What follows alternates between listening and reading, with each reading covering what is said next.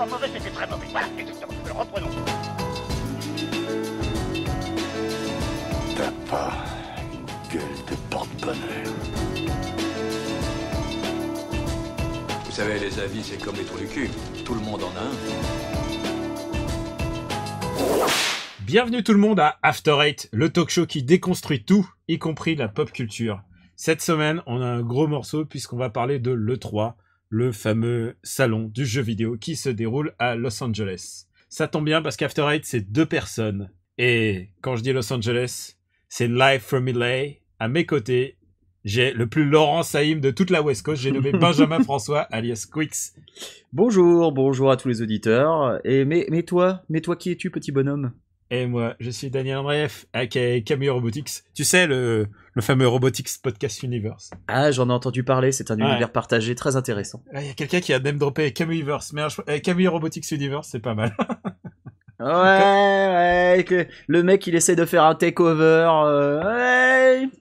Non, attends. Moi, au contraire, je suis pour les crossovers. Comment ça, toi, ça va depuis la dernière fois?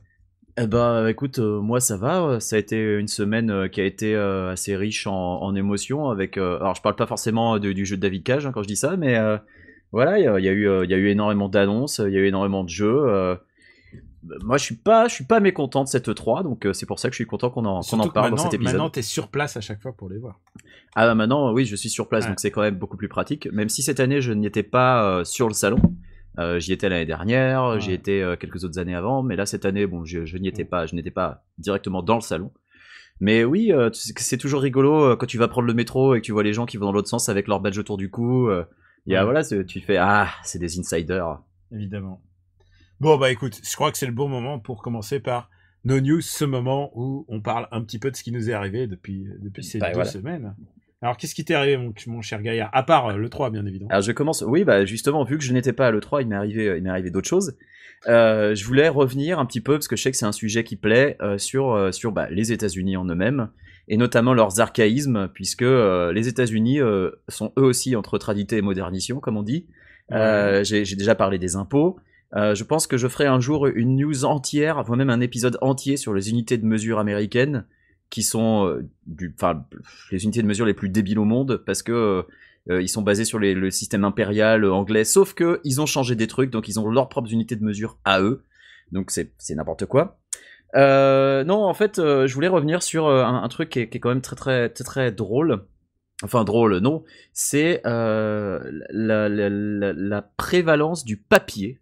Alors, j'ai utilisé un mot dont je n'ai pas l'assurance qu'il veut dire ce que je voulais dire. Prévalence, c'est encore, ça marche ça? Bon, bref, peu importe. Je t'autorise. Tu sais, moi maintenant, Jean-Claude vandalise un peu, donc des fois les mots français, j'ai du mal. Ouais. Tu leur enseignes beaucoup, surtout. Alors c'est bon, d'accord, si tu veux. Donc j'ai reçu il y a quelques jours par le poste, donc par courrier, une lettre non recommandée, et c'était une facture d'hôpital, parce que je suis allé passer des examens, mon médecin avait dit voilà, j'aurais besoin que vous fassiez, c'est pas une échographie mais c'est des ultrasons, c'est du même genre quoi, pour voilà, un problème de santé, bon bref. J'en ai plus jamais entendu parler, donc je pense que ça veut dire qu'il n'y a pas de problème, mais peu importe. J'ai reçu donc une facture de l'hôpital parce que mon assurance couvrait pas tout. Et donc cette facture, c'est une belle lettre sur papier, donc non recommandée, que j'aurais pu ne pas recevoir, qui me dit vous nous devez $27 pour les régler. Merci de décrire votre numéro de carte de crédit, merci d'écrire le code visuel qui est au dos et de nous renvoyer ça par courrier. Et là je me dis mais on est en 2016 sans déconner quoi. Le seul moyen de payer, c'est d'écrire mon numéro de carte de crédit, de le renvoyer par la poste. Enfin, c'est le truc le moins safe au monde. Et quand tu sais que l'usurpation d'identité, c'est le sport national aux États-Unis, enfin, c'est un peu fou quand même quand tu y réfléchis. On parle d'un hôpital, donc d'un organisme qui, et là je le dis bien, aux États-Unis, brasse de l'argent, parce que les hôpitaux aux États-Unis, ils sont pas pauvres. Et les mecs, ben non, pour payer, il faut envoyer un courrier papier, et c'est complètement fou. Alors qu'à l'inverse, tu peux payer un PV pour stationnement par internet. La police est mieux équipée que les hôpitaux privés, ou alors c'est les hôpitaux privés qui sont trop radins pour s'équiper, j'en sais rien. Mais ça fait partie de ces trucs qui sont un peu fous. On peut se rendre compte que quand on y habite, et dans le même genre, et là encore plus flippant, j'ai reçu, parce que mon dossier de green card est toujours en cours, Voilà, c'était pas un secret, Putain, j'essaie le de jour où rester. t'as ta green card, mon pote, on fait un épisode spécial After Eh ben, Eight, quoi. on va la fêter, hein. Ça fait plus de 2 ans que le dossier est en cours. Et là, il m'a envoyé un document qui me spécifiait voilà, une marche à suivre. Je suis allé donner mes empreintes digitales parce qu'ils veulent vérifier avec le dossier du FBI que je suis pas un criminel international. Et donc, ce document m'est envoyé par la poste, une fois de plus, courrier non recommandé. Et écrit en petits caractères dessus, il y a quelque chose qui m'a vraiment interloqué. Il y avait écrit si vous ne vous présentez pas à cet entretien à la date prévue et que vous n'avez pas demandé à déplacer l'entretien, eh bien on considérera que vous abandonnez le dossier. Donc en gros, imagine si ce courrier s'était perdu par la poste, je ne l'aurais jamais reçu, je ne me serais pas présenté, ils auraient abandonné mes 2 ans de procédure. Et c'est là que tu te rends compte à quel point c'est fou. Alors pour eux, c'est rentable, c'est un immigré de moins. Mais pour le gars et moi encore avec mes 2 ans, je suis plutôt bien servi parce que j'ai quand même une boîte qui me sponsorise. Il y a des gens, leur dossier, ils le préparent depuis 5 ans, 10 ans. Enfin, c'est complètement fou. Tu te rends compte que pour un courrier égaré, tu peux en gros foutre ta vie en l'air, quoi. Et c'est complètement fou. Donc Surtout, voilà. Ils auraient pu perdre un mec aussi talentueux que toi. Bah écoute, le PIB de la Californie vient de dépasser celui de la France. Je quitte la France, elle coule. T'as reçu un texto. Mais c'est mon ordinateur en fait. Mais coupe ça, enfin. Je quitte la France, elle coule. J'arrive en Californie, elle monte. Moi, je dis pas de coïncidence. Enfin bref, tout ça, c'est les États-Unis, toujours avec leurs petits archaïsmes qui sont quand même vachement étonnants quand tu tombes dessus. Bref, je me suis finalement assez étendu sur le sujet. En fait, le SMS venait de l'Institut de la Green Card, il me demande... Et en fait, c'est moi qui relève au fur et à mesure de Ah merde. Ils étaient en train de dire, dites-lui de se taire, ça suffit, c'est un secret. Bon, bref. Allez. Qu'as-tu dans ton panier?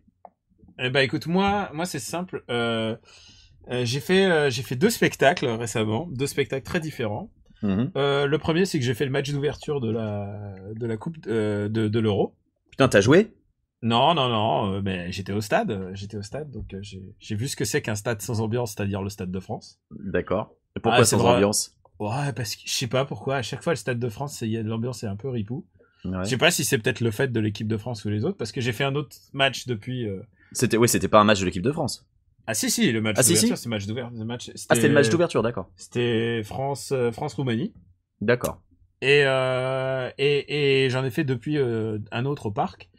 Et d'ailleurs, je remercie la personne qui me les a offerts, quoi. C'était pour mon anniversaire.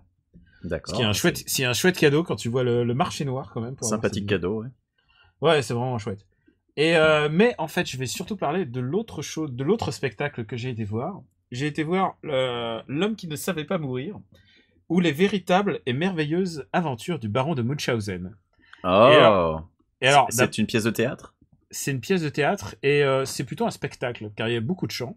D'accord. Et en fait, d'abord, j'adore le baron de Munchausen. Il est très très haut classé dans Super Ciné Battle. Ah oui, la version je vous ai de Terry entendu Gilliam. en parler. Ouais, je l'avais vu à l'école, moi, ce film. Ouais, j'adore ce film. Et bien sûr, tu l'as pas aimé à cause de Uma Thurman. Non, bah, moi, tu sais, enfant, une femme nue, ça me faisait peur. Bah évidemment. Et pourquoi j'ai été voir ce spectacle, c'est pas anodin. C'est que j'ai un ami qui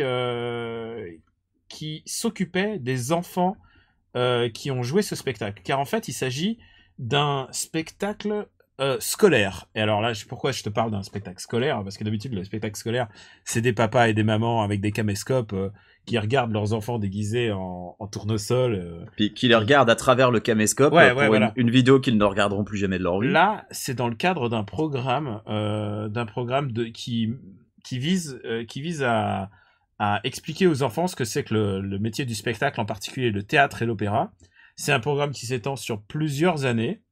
Et ces gamins, on les fait venir à l'opéra, et on les fait venir au théâtre, et on leur fait rencontrer tous les gens du métier, c'est-à-dire les gens qui font les décors, les costumiers. Enfin, tu vois, ils découvrent au fur et à mesure à chaque fois. C'est des sorties scolaires, ils en font énormément. Et mon pote est prof d'une de ses classes. Il est prof à la Goutte d'Or, en fait. Et donc c'est quand même des classes qui ont une réputation assez compliqué, quoi, parce qu'il y a beaucoup de gamins d'origines différentes. Il y a parfois des gamins qui savent pas du tout parler français qui sont mis dans cette école. Et donc ces gamins, il les suit sur, je crois, sur 2 ans. J'ai peur j'espère ne pas dire une bêtise. Bon, Et donc sur au moins 2 ans. Ouais. Et donc il les emmène au théâtre régulièrement et il prépare ce spectacle sur 10 mois, ce qui est vraiment beaucoup à l'échelle de gamins. Moi, je veux dire, quand tu joues Jonathan le Goéland, quand t'as 12 ans, ça te demande pas 6 mois, quoi. Là, c'est vraiment un long spectacle. C'est vraiment 1 heure et demie.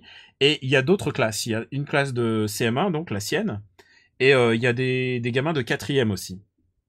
Et du coup, en fait, c'est évidemment une espèce de vitrine pour l'éducation, car ils font ça sur 30 classes et il y en a que 3 qui sont choisis pour être au sein donc ça c'était à l'Opéra Bastille quand même. À l'Opéra Bastille, ouais. Donc c'est pas n'importe quoi. Et ce qui est génial, c'est qu'il y a énormément de moyens mis en place. Il y a un vrai metteur en scène de théâtre et d'opéra, un livret qui a été écrit spécialement pour ça. Il y a un chorégraphe, il y a un scénographe, costumier, lumière, enfin vraiment le matos autour est professionnel. Il y a un comédien professionnel. Il y a un orchestre professionnel, un petit orchestre, genre violon altiste, violoncelliste, tout ça. Et tu sais quoi? D'abord, ça fait un super spectacle. Ça fait l'histoire du baron de Munchausen qui vieillit. C'est une vraie réflexion sur la mort. C'est vraiment un livret super compliqué pour des gamins, et en même temps complètement que tu peux écouter à n'importe quel âge, quoi. Parce que c'est une réflexion. Le baron de Munchausen, c'est une réflexion sur la mort. C'est ça qui est intéressant, sur l'image que tu as de toi-même et sur la mort. Et donc tu vois le baron de Munchausen qui commence comme adulte, et au bout d'un moment il y a un gamin qui vient de jouer, il y a aussi une fille qui vient de jouer, et c'est assez passionnant, hein. Et donc le livret, ça mélange Mozart, Rameau, David Bowie, enfin tu vois, c'est vraiment, ça va un peu, c'est vraiment très très exigeant. Écoute, j'ai rarement vu un tel niveau de perfection pour des gens aussi jeunes, quoi.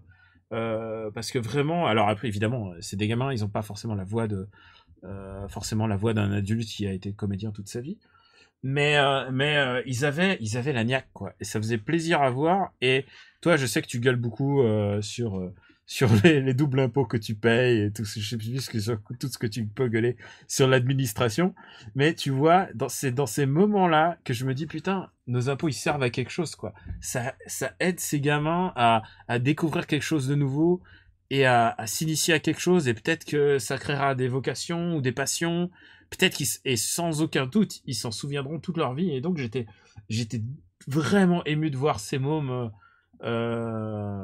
J'étais vraiment ému de voir ça, et voilà. Et tu peux plus. Ouais. Je suis ravi que les impôts servent à ça, moi. Hein. Je n'ai jamais gueulé sur les impôts, moi. Hein. Ah non, bien sûr. Mais tu vois ce que je veux dire, c'est que souvent on gueule pour rien, et on gueule pour de bonnes raisons. Et là, en l'occurrence, putain, ils ont mis 10 mois de leur vie. T'as un chorégraphe, un musicien, et tout ça ils sont 4 à venir. Tous les mercredis, une fois par semaine à l'école, pour les enseigner pendant 3 heures. C'est assez exigeant quand même, hein.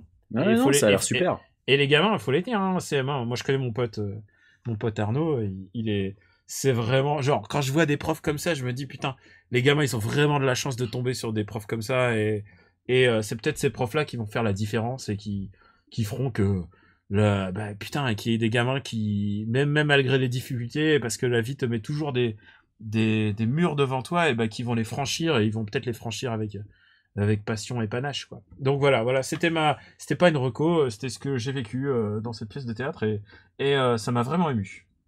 Bah écoute, très bien. Dans et ce je cas-là, pense qu'on va maintenant, on va parler de choses plus triviales. Passons au 3. Gros sujet de la semaine. That was wonderful. Bravo! I loved that. Oh, it was great! Well, it was pretty good. Well, it wasn't bad. Well, there were parts of it that weren't very good, It though. could have been a lot better. I didn't really like it. It was pretty terrible. It was bad. It was awful. It was Get him terrible. away! Hey, boo! Boo!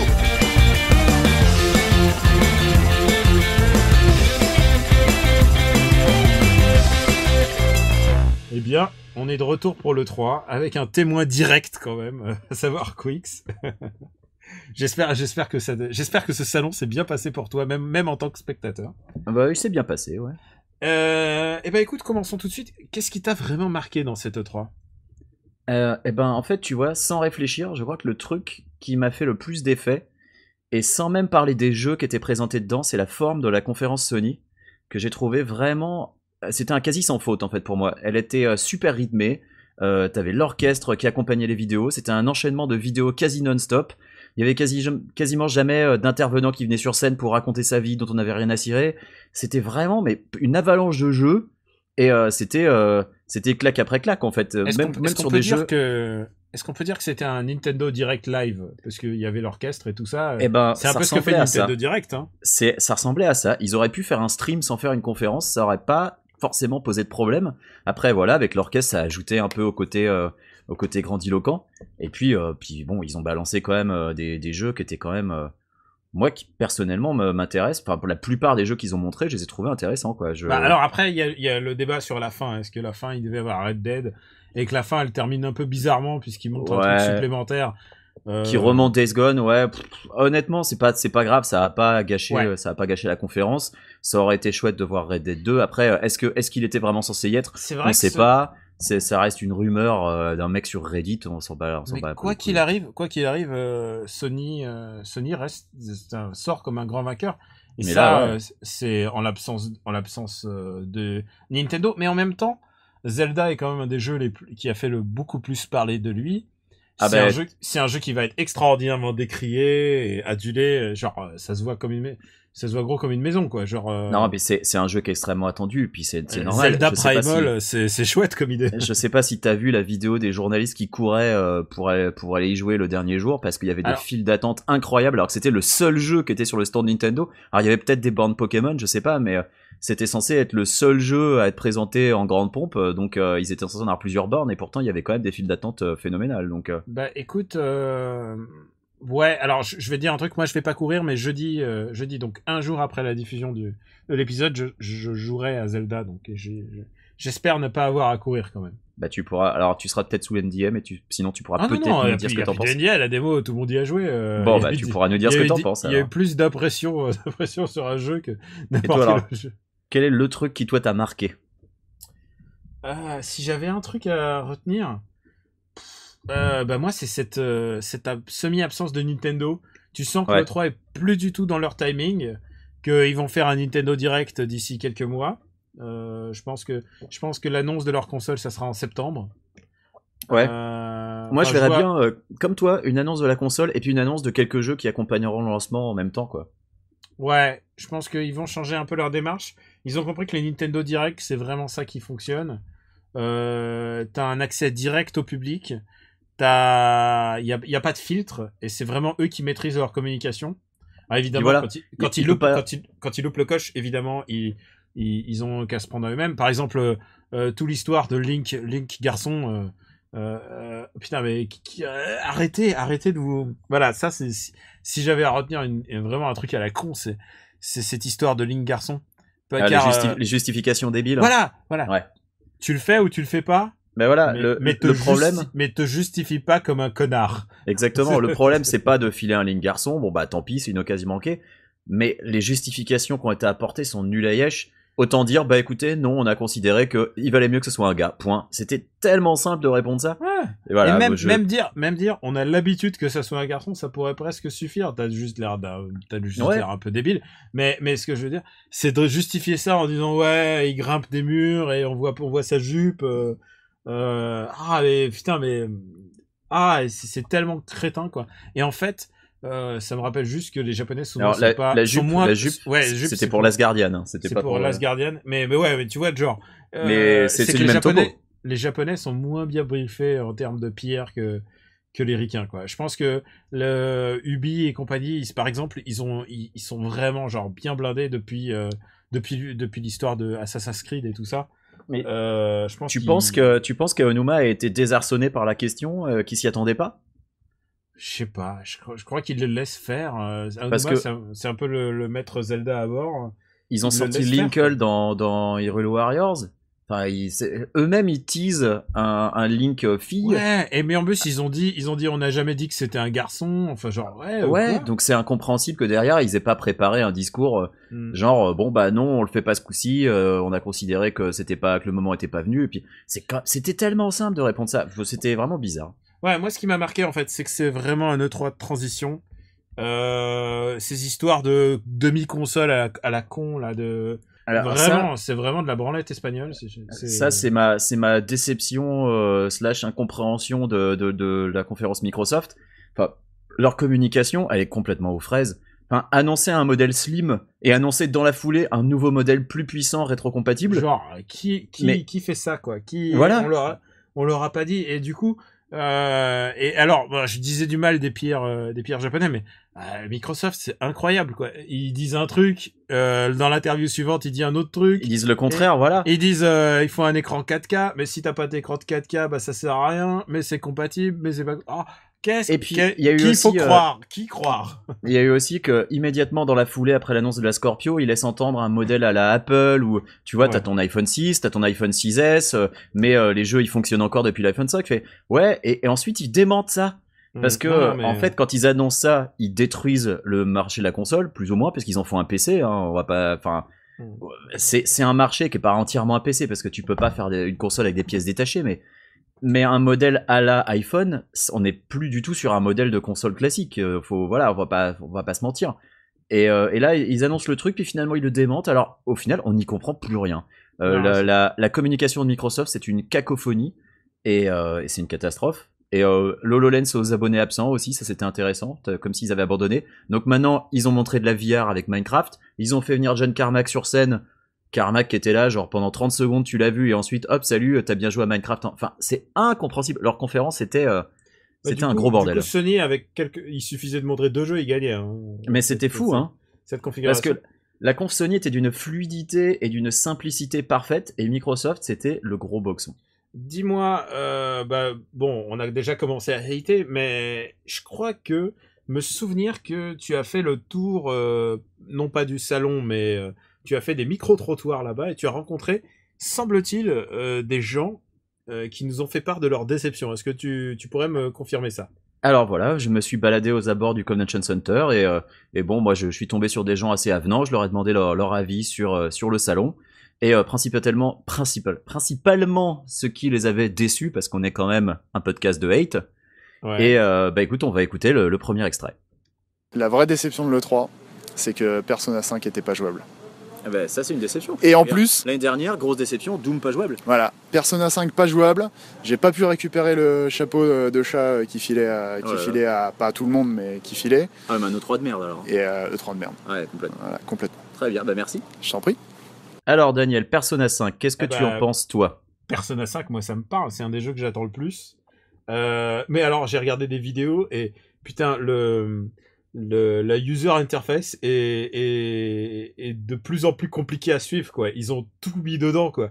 Il y a des menus qui s'ouvrent de partout, mais tu sais visuellement c'est super beau à chaque fois, mais il y en a tellement. C'est vraiment l'user interface porn quoi. C'est j'ai jamais vu un truc comme ça et j'ai qu'une hâte et bien sûr moi comme parlant japonais je vais pouvoir y jouer un peu avant puisqu'il sort le 15 septembre donc pile quand on est au Japon pour le Tokyo Game Show, donc pour moi il n'y a pas de déception, moi j'y joue dans pas très longtemps. Ouais. Mais tu désolé, comprends. Désolé personne anonyme dont j'ai l'impression de reconnaître la voix. Ouais, tu comprends la déception de notre sympathique personne anonyme quand même, parce que c'est normal d'avoir envie d'y jouer.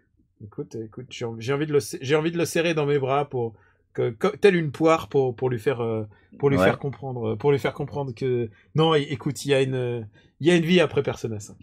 Et est-ce qu'il y a un autre jeu qui te fait très envie aussi, dont on a entendu parler à l'E3, que t'auras envie de voir plus en détail? Moi, il y a FF15, mais j'imagine, il y aurait quand même pas quelqu'un déçu par FF15. Eh ben, écoute, c'est possible. On va écouter ça tout de suite.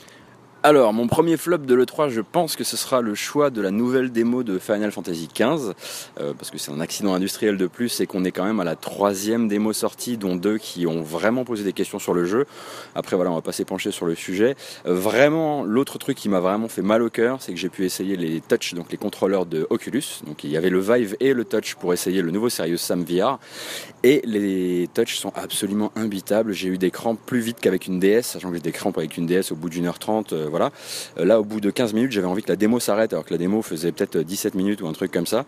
C'est fait pour des mains d'enfants, c'est fait avec du vieux plastique dégueulasse, et surtout, c'est très très mal implémenté, les boutons sont cheap, etc.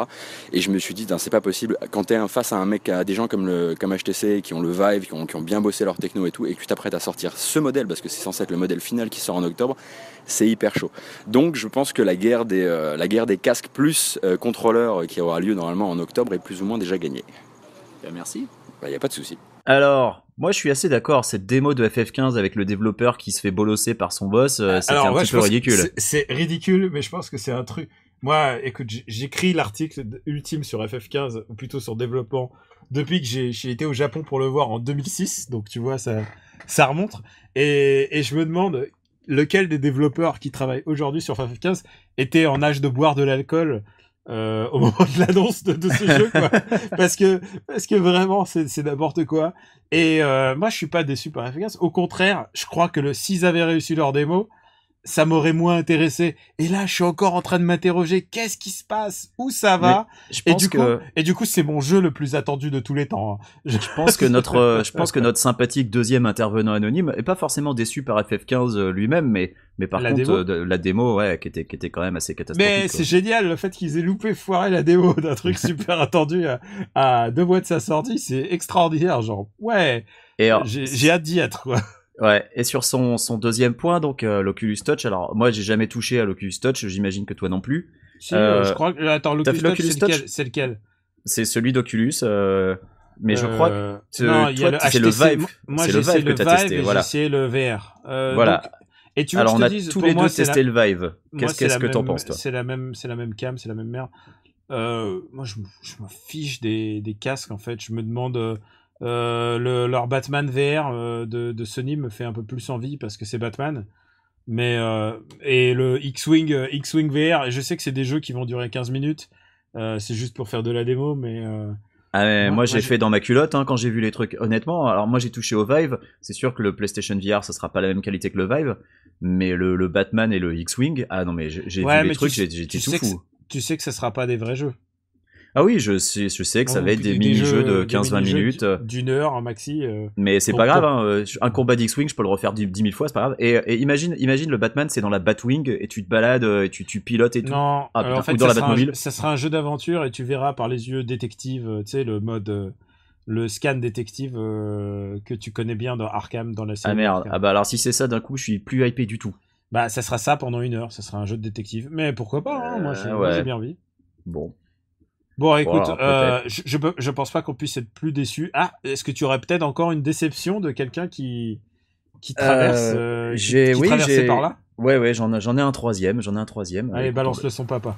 En fait, moi, il y a un phénomène dans l'E3 qui me casse les couilles et qui commence vraiment un peu à me gonfler sur cette édition 2016. C'est la manie qu'ont les médias de coller des étiquettes et des awards à n'importe qui et n'importe comment. Il y a quelques années, en fait, il y avait ce phénomène un petit peu, l'école des fans, où les gros médias américains s'arrangeaient toujours pour créer des catégories en fonction des éditeurs. C'est-à-dire qu'en gros, chaque éditeur avait plus ou moins un prix à la fin. Donc en gros, ils avaient tous leur petit autocollant, c'était gentil. C'était un peu grotesque, mais globalement, ça passait. Là maintenant, le truc, c'est qu'en fait, le moindre putain de média péruvien colle son autocollant, et en fait si tu te retrouves avec des sous-jeux, genre on va dire si tu fais un top 10 de jeux d'instant, bah c'est le 9e jeu, et il aura quand même des awards, parce qu'en fait on se rend compte que les mecs ils collent plus les awards sur les jeux qu'ils aiment bien, ils collent les awards sur les jeux où il y a encore de la place pour les coller. Du coup par exemple t'as des médias merdiques. J'ai regardé sur internet, il y a un média mais genre il doit faire peut-être je sais pas 2000 lecteurs par mois, il a ces petits trucs comme ça, il les colle. Je crois que Gotos aussi a vu c'était des Péruviens que t'as vu toi, Gotos. Ouais, des Péruviens chez le Breakers, ils étaient tout contents de montrer à Cliffy B son petit autocollant, ils l'ont collé, ils ont fait un petit selfie avec et tout. Enfin je trouve ça ridicule. Surtout qu'en plus ça veut plus rien dire parce que maintenant il y en a 70 par jeu.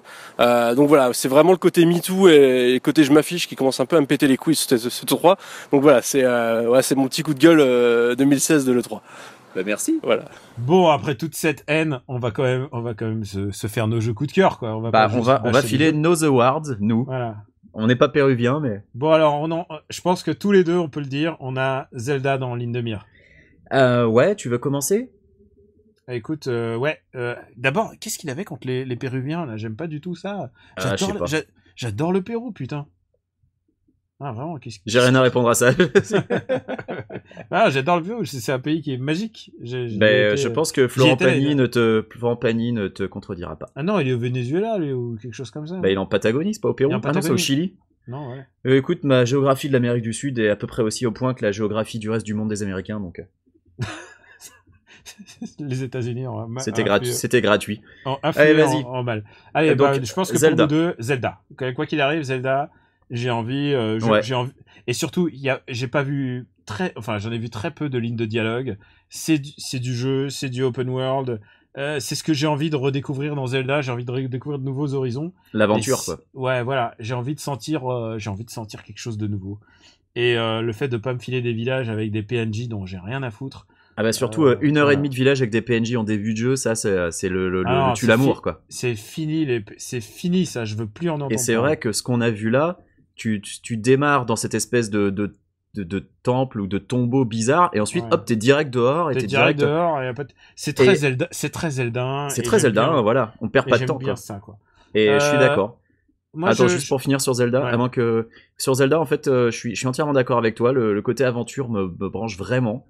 J'ai peut-être quelques réserves sur certains trucs qu'on a vus, genre les armes qui se cassent. Je sais pas à quel point ils vont développer le truc, j'en sais rien. Il y a 2-3 trucs qui m'inquiètent un peu. J'ai peur que ça devienne vite répétitif. J'ai peur que la plaine soit archi vide, parce que ce qu'on a vu c'était quand même un peu vide.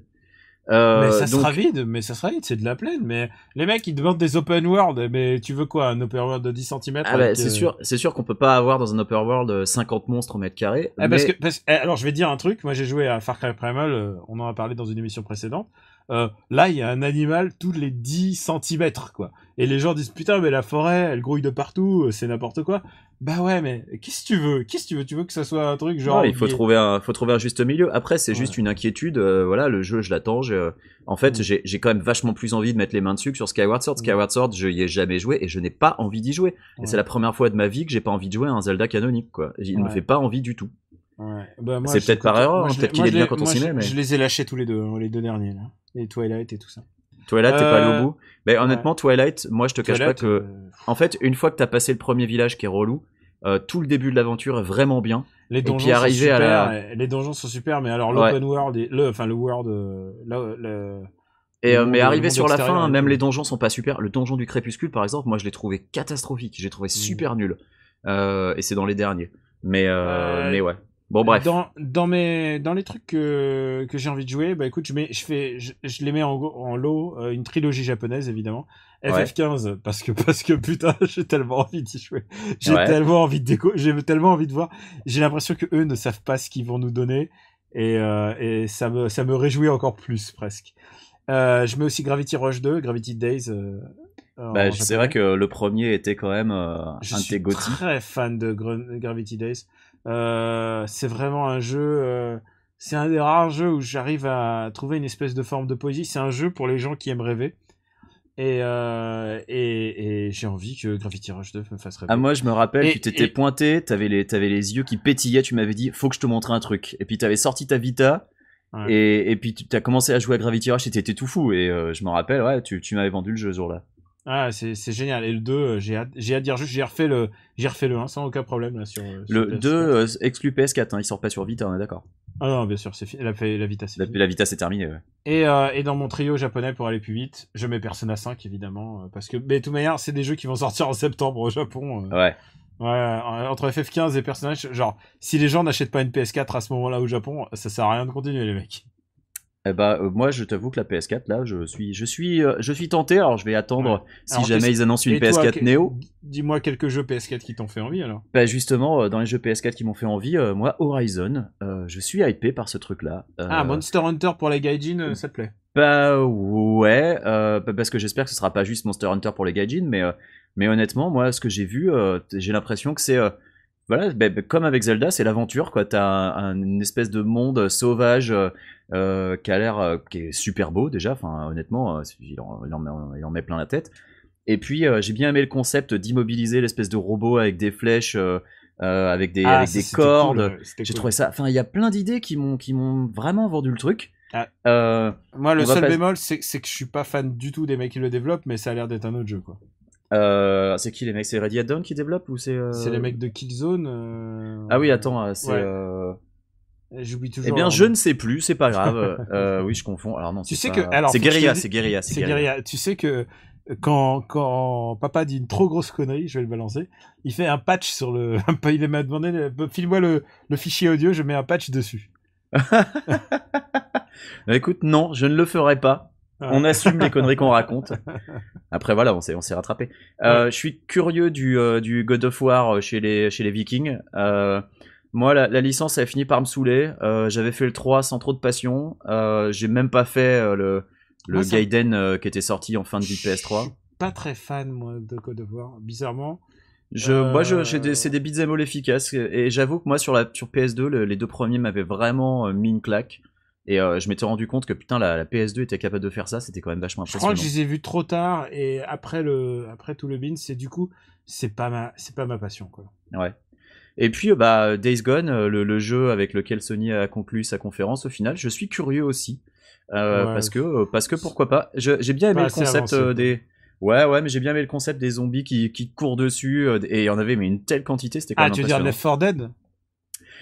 Left 4 Dead, mais dans cette espèce d'univers. Je trouvais que l'univers avait une espèce de personnalité un peu post-apo que n'a pas forcément Left 4 Dead. Tu vois, Left 4 Dead, l'univers est dévasté, mais c'est moins dans la campagne. Enfin, je sais pas trop l'expliquer. Et On mais verra sinon, il y a bien. aussi. Je pense que ça a beaucoup de chances de foirer, ce truc. Ouais. Bon, il y a des jeux hors PS4 qui m'intéressent. Gears 4, même s'il a l'air archi classique et même s'il a l'air de prendre zéro risque, ça restera une expérience très sympa en coop, Ouais, un comme jeu l'étaient les avec précédents. Avec un mec avec un gun qui et un gun tronçonneuse. Je veux dire, oui, c'est zéro risque. C'est toujours le même. C'est truc. voilà, c'est les mecs. Ah ouais, mais on a changé la race des extraterrestres, c'est plus la même. Ouais, super. C'est quelle différence quoi. Mais bon, en coop, ça sera toujours une expérience sympa, je pense. Même si là encore, j'avais pas fait l'épisode Gaiden qui était sorti en fin de 360. Et surtout maintenant, tu vas pouvoir y jouer sur Sur ton PC. Ouais. Mais ouais, pas besoin de One. Et c'est merci Microsoft de sortir tous vos jeux sur PC comme ça, j'achète pas de One. Et puis le petit dernier, alors c'est la petite friandise. Je me suis inscrit à la bêta direct. C'est Steep. C'est ouais c'est la promesse de montagne de Ubisoft Annecy. Moi, ça fait c'est vrai que longtemps. toi, tu fais de la glisse, toi. Je fais du skate, je fais du roller. Je me suis mis récemment au snowboard et bon, j'ai encore mal au cul. Mais ouais, les jeux de glisse, moi, ça me manque un bon jeu de glisse. La dernière fois que j'ai vraiment pris mon pied sur un jeu de glisse, ça remonte à l'époque PS2 GameCube. J'avais chopé le SSX sur PS3, il est vraiment pas génial, c'est une grosse déception. Et Steep, ça a l'air d'être un espèce de retour, pas un truc flashy, tu vois. C'est par exemple, dans les jeux de skate, il y avait deux approches. Il y avait l'approche Tony Hawk, qui était l'approche grandiloquente avec des tricks dans tous les sens et des explosions. Il y avait l'approche Skate, qui était là encore une super licence, mais qui est morte parce que les mecs, ils ont tiré sur la corde trop vite. Ils ont sorti 3 en l'espace de 5 ans. C'est complètement idiot. Une approche plus réaliste, plus simu, entre guillemets. Et ben, Steep, même si, t'as l'air de faire du base jump et de la wingsuit et des trucs à la con comme ça, mais j'ai l'impression qu'il y a un espèce de retour à la nature. Genre, t'es à la montagne, tu fais un peu ce que tu veux. Il y a eu un côté contemplatif, et ben je suis vachement hypé par ce truc là. T'imagines Steep sorti dans la même condition que Street Fighter V, t'as une montagne et puis t'as une deuxième montagne qui s'appelle. Si tu télécharges le truc, ça serait horrible. Me parle pas de malheur. Bon, voilà, ça c'était mes petits tops.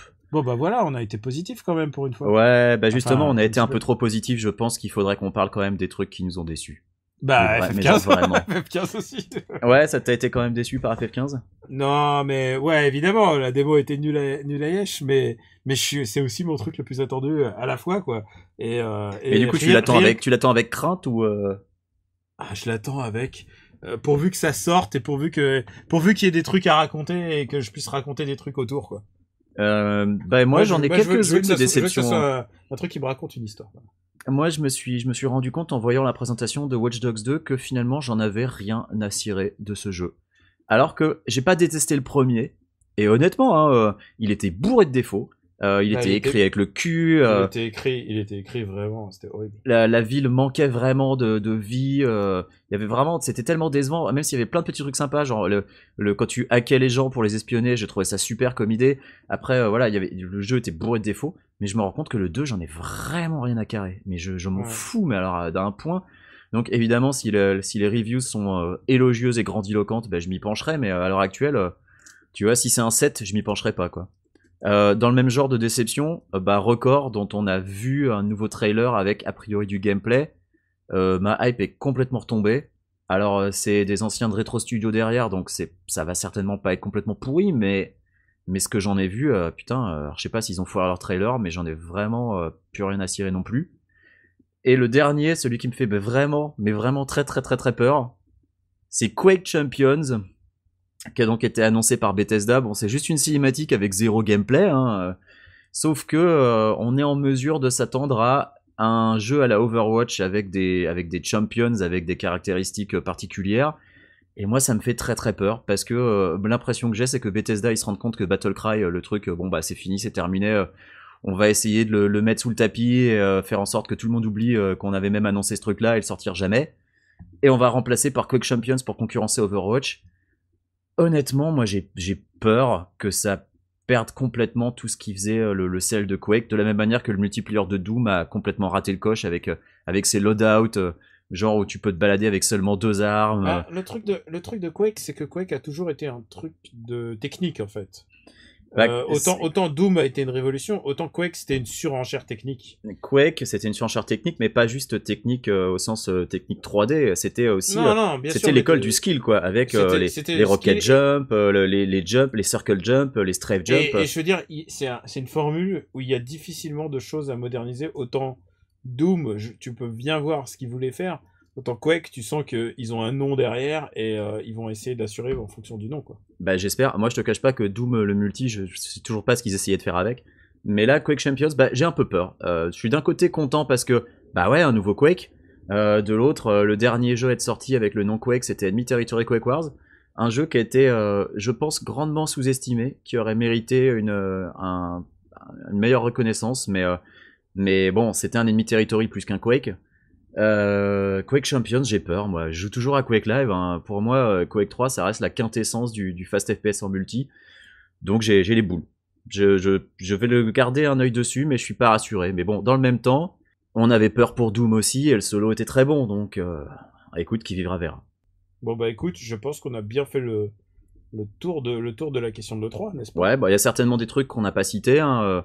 Moi je sais que par exemple la conférence EA, j'en avais rien à foutre, il y a eu des trucs comme ça.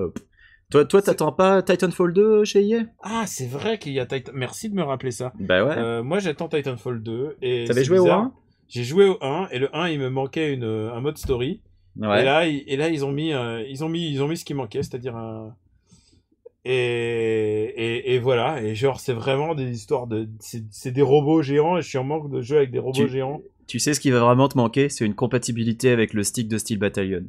Ouais, je pense que c'est vraiment un jeu pour Steel Battalion, mais en même temps, ça reste quand même une mécanique de Doom-like, donc de shooting game, donc du coup, est-ce que ça viendrait, est-ce que ça se marierait bien? Je sais pas, mais l'idée de faire des glissades et me récupérer dans un robot et d'utiliser mon grappin pour revenir dans le robot plus rapidement, je trouve ça assez excitant et en plus il y a un mode story, donc je pourrais y jouer tout seul.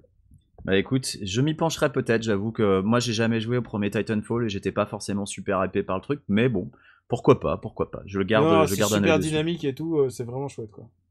Ok, écoute, je pense qu'on a fait le tour, on va peut-être passer aux recommandations. Allons, fais pas cette gueule, tu peux pas gagner tout le temps, pauvre mec. Écoute, pourrieux, pour moi tu n'es qu'une merde de chien qui s'étale sur un trottoir, et tu sais ce qu'on fait d'une merde de ce genre?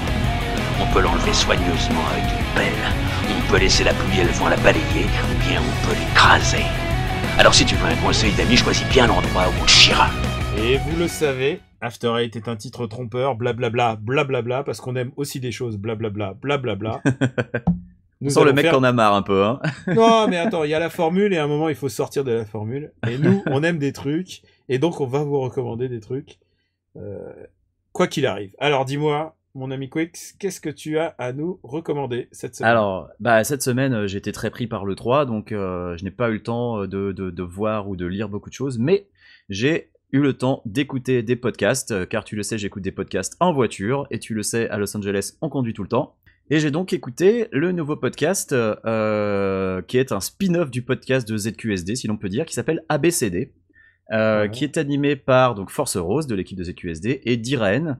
Et c'est un podcast qui traite de la pop culture, un peu comme le nôtre, mais qui traite de la pop culture vue du point de vue des parents, donc pas du tout comme le nôtre. Et c'est un podcast qui est très intéressant au final, qu'on peut écouter même quand on n'est pas parent, et qui présente des points de vue, et qui parle de comment tu gères quand tu dois faire un raid à 40 dans World of Warcraft, mais que t'as un mioche. Tu vois, sur des choses aussi triviales que ça. Alors, je connais pas les deux participantes, mais j'ai rencontré une fois Force et elle est assez drôle. Elle est assez drôle comme fille, donc. Elle est très drôle. Et oui. Si c'est aussi drôle que ce qu'elle est dans la vie, ça peut être rigolo. Écoute, moi je ne peux que te conseiller de l'écouter. Et puis voilà, c'est un podcast qui parle d'éducation et de parenting sans essayer de donner des leçons comme quoi tu fais tout travers en tant que parent. C'est pas plus mal. Moi, j'ai trouvé ça vachement chouette. Et toi, qu'as-tu à nous recommander? Bah écoute, au début, je voulais faire un podcast, mais en général, j'aime l'alternance et j'aime pas faire un podcast quand toi, tu parles de podcast. Donc, je te garde pour la prochaine fois. Je vais parler Batman, puisque c'était une grande... C'est étonnant, hein. C'était une grande semaine pour Batman, puisque d'abord, il y a eu le lancement de la nouvelle série... Alors, tu sais qu'en ce moment, il y a Rebirth. Est-ce que tu es au courant? Oui, c'est alors, est-ce qu'il y a un event à la base de ce truc-là, ou ils ont juste dit non, fuck you, on reboot tout? Ils ont juste dit fuck you, il y a un nouveau numéro 1, voilà. Rebirth, qui explique pourquoi ça a Rebirth. Donc, attends, faut expliquer que, en gros, DC... Si, j'explique. DC Comics, ils avaient fait un reboot de toute leur série qui s'appelait les New 52, qui faisait suite à un event. Et puis, apparemment, là, ils se sont dit, en fait, on va refaire un reboot. Mais ce coup-ci, c'est out of nowhere. Il n'y a pas eu d'event ou quoi que ce soit. Il n'y a pas eu d'event, mais il y a eu un événement dans Rebirth, et je vais pas spoiler tout le monde, mais il y a eu un gros twist. Mais peu importe. Nous, on parle de Batman, osef du reste. Donc la nouvelle série Batman qui n'est plus écrite par Scott Snyder. Non, Scott Snyder est parti. C'était un très très bon run. Vraiment très bon génial. Run. On en a déjà parlé dans After Eight. Maintenant, on va parler de la nouvelle série qui est écrite par Tom King, dont j'ai parlé dans une émission précédente. J'ai dit à quel point j'étais fan de ce mec. Dont j'ai commandé plusieurs comics que j'ai pas encore reçus, mais je les attends. J'espère que tu aimeras, parce que ça me met la pression de recommander des trucs que t'aimes pas. Déjà, tu me fais le coup avec Dark Souls à chaque fois. Et en fait, c'est dessiné par David Finch, dont je suis pas très fan, mais qui sort un peu le meilleur taf de sa life, puisque l'histoire, c'est Gordon et Batman qui sont sur un toit. Ils discutent, Gordon l'a appelé Batman, et au moment où ils parlent, il y a un avion qui se prend un missile et qui est sur le point de s'écraser sur Gotham. Et l'histoire de tout le comics, c'est Batman qui va tout faire pour pour empêcher l'avion qui s'écrase. Et c'est tout. Et c'est génial. C'est vraiment génial. C'est Batman qui se pose les questions, comment calculer l'angle pour arriver sur l'avion. Il va essayer de réparer le gouvernail. Tu vois, ça joue à quelques secondes près, toute cette histoire. Et pour essayer de réparer le gouvernail, il est en train de se dire... J'imagine Batman faire des calculs de cosinus de tête, tu vois, pendant que l'avion se pète la gueule. Non, il est aidé par des gens, donc tu vois, il appelle la Batcave pour qu'il fasse des calculs. Il appelle et dit appelez-moi Superman ou Green Lantern, parce que pour eux il suffirait juste de faire un quick et c'est bon. Appelez-moi Internet. Et Superman et Green Lantern sont pas dispo, donc du coup il fait tout lui-même. Il saute avec le siège éjectable de sa Batmobile. Mais tu vois, rien que l'idée appeler Superman ou Green Lantern, parce que là je suis un peu ZF, je trouve ça génial parce que il le fait jamais d'habitude. Ouais, non mais c'est un truc, et c'est Batman mis devant un cas qui le dépasse complètement. Et c'est génial, et il a son moment de désespoir où il est en haut de l'avion et il se dit si ça se passe mal, et il demande à Alfred, il lui dit est-ce que mes parents seront fiers de moi, qui est un truc que tous les orphelins se disent et moi ça me touche personnellement en particulier en ce moment. Ouais. Et du coup c'est vraiment un comics qui m'a pris aux tripes. c'est l'histoire de Batman sur quelques secondes entre le moment où il se rend compte que cet avion est en train de s'écraser et au moment où il monte dessus. C'est génial. C'est un de mes meilleurs comics numéro 1 que j'ai jamais lu. C'est vraiment super. Je ne saurais trop le recommander. Et comme j'ai dit que c'était la semaine Batman, j'ai aussi une autre surprise. Il y a Dark Knight Returns. Alors Dark Knight Returns, t'es peut-être au courant, mais il y a le Dark Knight Returns 3 qui est en cours de publication. Ouais, DK3, ouais. Qui s'appelle The Master Race. Master Race, qui est beaucoup mieux que DK2 déjà à première vue.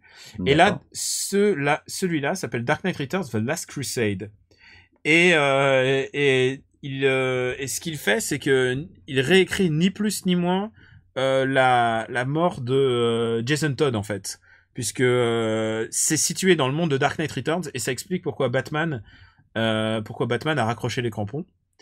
Et c'est vraiment super. C'est peut-être le meilleur comics de Frank Miller parce que c'est écrit par Frank Miller et Azzarello, donc c'est la team Master Race quoi. Et c'est dessiné par John Romita Jr. qui fait un peu du Miller de grande époque, mais c'est ancré par un gars que je connaissais pas qui s'appelle Peter Steigerwald. Et c'est vraiment super beau. Et ça nous replonge dans une époque et ça rend un peu cohérent le personnage de la continuité Dark Knight Returns. Ce qui a fait que il arrête quoi parce qu'il se fait démolir et en plus au sort tragique que va connaître Jason Todd. C'est vraiment un très chouette comics. C'est le meilleur comics que j'ai lu de Frank Miller depuis très longtemps, c'est dire. Et dans le même temps, c'est pas très dur, on va pas se le cacher. Ouais, c'est vrai qu'il est parti en vrille. Et avec ce comics là, nazi de gauche là, c'est pas possible. Et je dis ça pour simplifier, mais c'est pas loin. Hein, je veux dire. Et il y a aussi un autre comics qui est sorti. Et celui-là, je l'ai pas lu et je me le garde. Je vais le lire de ce pas. C'est A True Batman Story de mémoire et c'est écrit par Paul Dini. Oh. Et c'est basé sur sa propre vie puisqu'en fait Paul Dini s'est fait agresser un jour dans sa vie. C'est un truc qui a failli le laisser sur le carreau. Il s'est fait vraiment c'était vraiment traumatisant. Et il s'est toujours dit pourquoi il n'y a pas eu Batman pour me sauver. Ce qui est une réflexion que peut se dire n'importe qui a des problèmes dans la vie. Ouais. Et ça vient de sortir cette semaine. Et écoute, c'est Paul Dini. Je ne sais pas encore ce que ça vaut, mais j'ai hâte. J'ai hâte de me le lire. Quoi. Il est sur ma pile de lecture. Donc très bien. C'était triple recommandation Batman. Ça va être 3 Batman que je vais devoir acheter, donc je ne te remercie pas. Il y en a un, c'est issue 1, hein, donc en plus. Ouais, non, mais de toute façon, tu sais, les Batman, je les achète en hardcover, donc j'ai le temps. Ouais. Bon, écoute, ça sera dans 6 mois, quoi. Ouais, voilà.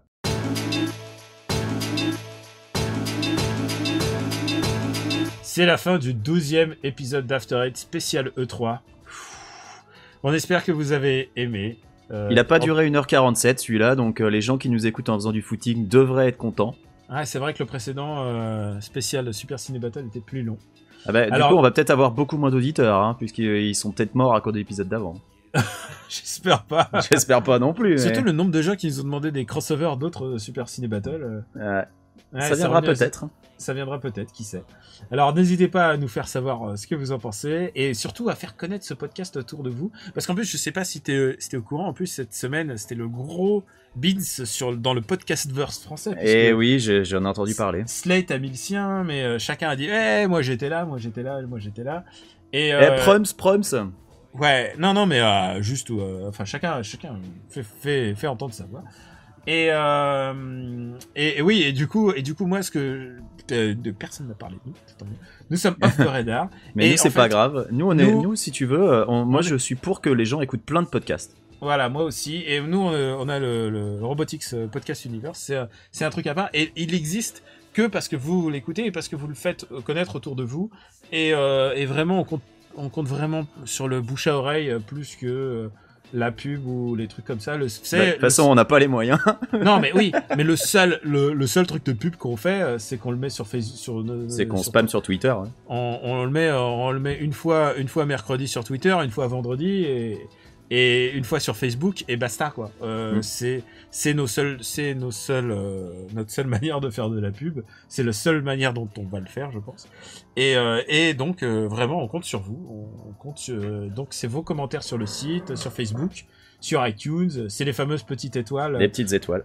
Qui marchent, hein, c'est vrai. On m'a ça confirmé. Marche, ouais. On remercie tous les gens qui ont pris le temps de nous mettre des petites étoiles. Et des commentaires. Et ceux qui commentent sur le site. Et sur Facebook. Ouais. Et des likes et des croûtes de likes, comme dirait... Et on essaye de répondre à tous les commentaires quand il y a des questions, que ce soit sur le site ou sur YouTube. Voilà. Ou même sur SoundCloud. Mais sur SoundCloud, bon... Sur SoundCloud, est-ce qu'on va continuer longtemps à être sur SoundCloud ? Je sais pas. Je sais pas. Franchement, SoundCloud, ça fait yesh tout le monde. Ouais. Enfin, ça fait yesh tout le monde. Non, en fait, nous, ça nous ennuie parce que... Non, ça demande pas tant d'énergie que ça. C'est pas si compliqué. Mais non, c'est juste casse-couille de pas pouvoir avoir une historique des épisodes parce qu'il faut payer si tu veux mettre plus de... Voilà. Et nous, on est en mode... voilà. On n'a pas de sous. Et tu sais quoi, il y a des gens qui m'ont proposé déjà comment est-ce qu'on peut vous aider financièrement. Oui. Ouais. Moi pour l'instant, si vous voulez nous soutenir, c'est les petites étoiles sur iTunes, c'est les petits mots gentils, et c'est de continuer à nous écouter et puis de parler du podcast autour de vous, et c'est ça qui nous motive en fait. Mon ami Quix, où peut-on te retrouver à part à Los Angeles ? On peut me retrouver chez moi en train d'agoniser à cause de la chaleur, parce que il fait 31 là, mais ça va continuer à monter jusqu'à 37-38. Et ouais, sinon on peut me retrouver sur Twitter, KWYXZ. On peut me retrouver dans plein de restos parce que c'est cool. Et puis de ci de là, Gaming 698X, les forums de GK, bref. Et toi Daniel ? Ah bah tu as voulu te la jouer Loki, moi aussi je vais faire ça. Vous pouvez me retrouver sur @KamuiRobotics sur Twitter. Et pour une fois, je vais pas dire les médias pour lesquels je bosse, je vais vous dire, je suis Kamui Robotics sur Snapchat, parce que c'est the place to be. C'est là où je fais mes critiques de cinéma français, en fait, de comédie française. Puisqu'en fait, alors je l'ai dit dans Super Ciné Battle, je m'excuse de le redire ici, mais c'est vrai qu'en fait, au moment où j'ai dit du mal d'un film de Victoria Bedos, qu'elle a écrit, et bah au moment où j'ai dit du mal, pile, bim, il y a Nicolas Bedos qui m'a followé sur Twitter. Et donc on est plus tranquille maintenant. T'es surveillé. Ouais, non, mais il y a vraiment des gens qui surveillent et tout. Et évidemment, il y a rien de mal, mais non, mais il va te casser la gueule. Hein. Tu parles mal de sa sœur, il te pète la gueule. Hein. D'abord, il a menacé un critique ciné que je connais, un pote à moi, et vraiment pour son film, il a dit toi, tout petit con, genre il m'a montré les messages, putain, c'était chaud bouillant, quoi, vraiment, genre menace physique, quoi, tu vois. Tu vas te faire péter la gueule. Ouais. Donc voilà, vous pouvez me retrouver, c'est surtout les podcasts du Robotics Podcast Universe, c'est-à-dire After Eight et Super Ciné Battle. Et pour retrouver After Eight, c'est simple, c'est afterite.fr sur iTunes, sur SoundCloud et sur YouTube comme d'habitude.